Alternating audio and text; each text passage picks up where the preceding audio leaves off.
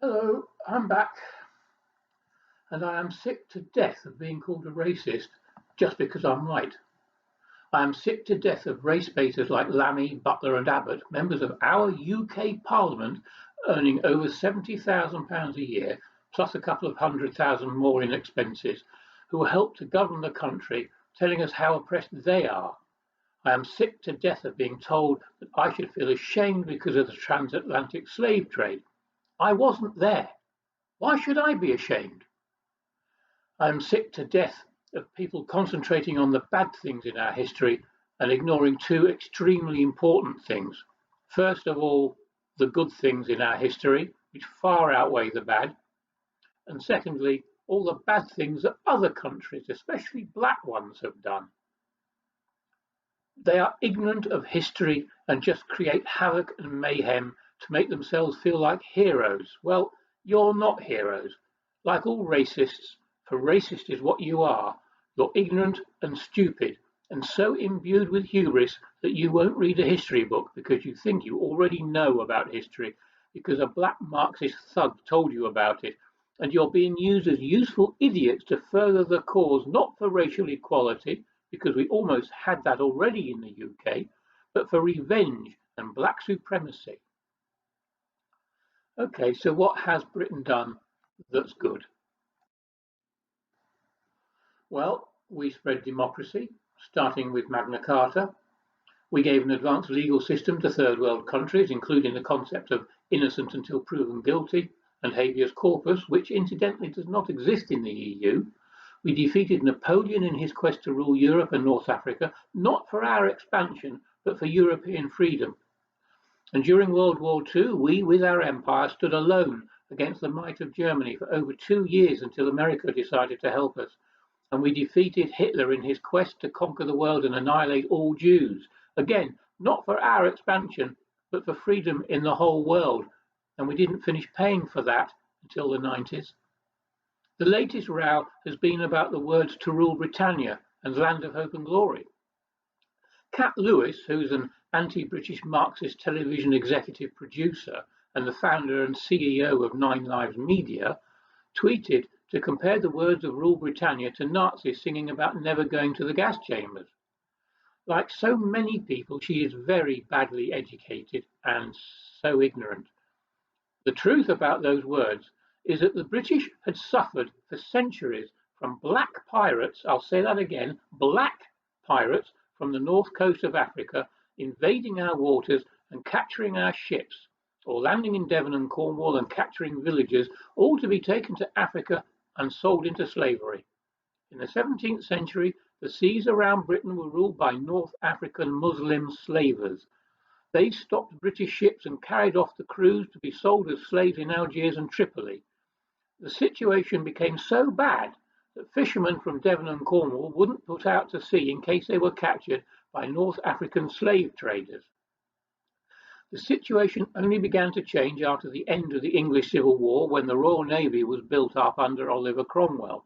By 1700, North African slavers pretty much stopped invading the British Isles in the search for slaves because of the Royal Navy.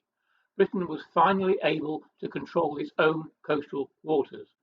The words "Britain shall never be slaves" is a commemoration of our freedom from being enslaved by black people and nothing to do with us being slavers.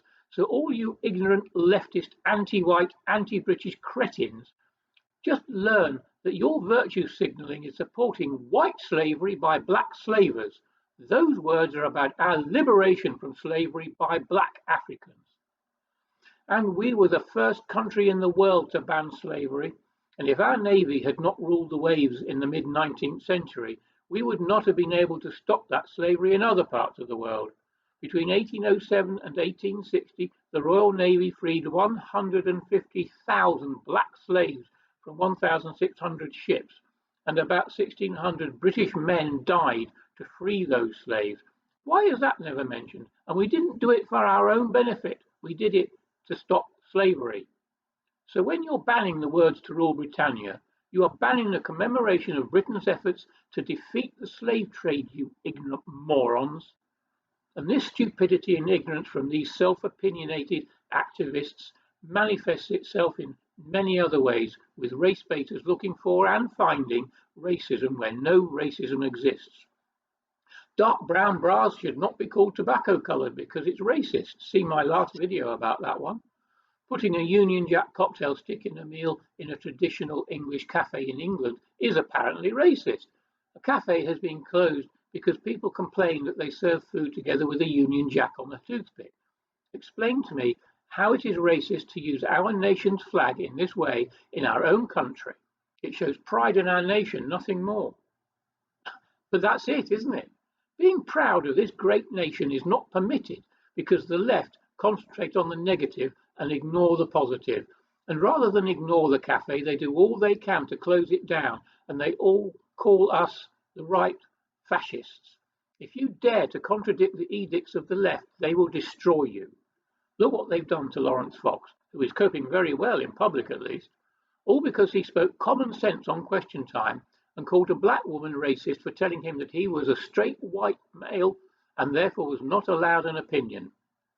Alison Pearson, writing in the Telegraph, said, "It seems that the self-righteous, monstrous regiment of leftist vandals will not be satisfied until every suspect statue, every rousing anthem, and every poem written by a reprehensible white male have been cancelled."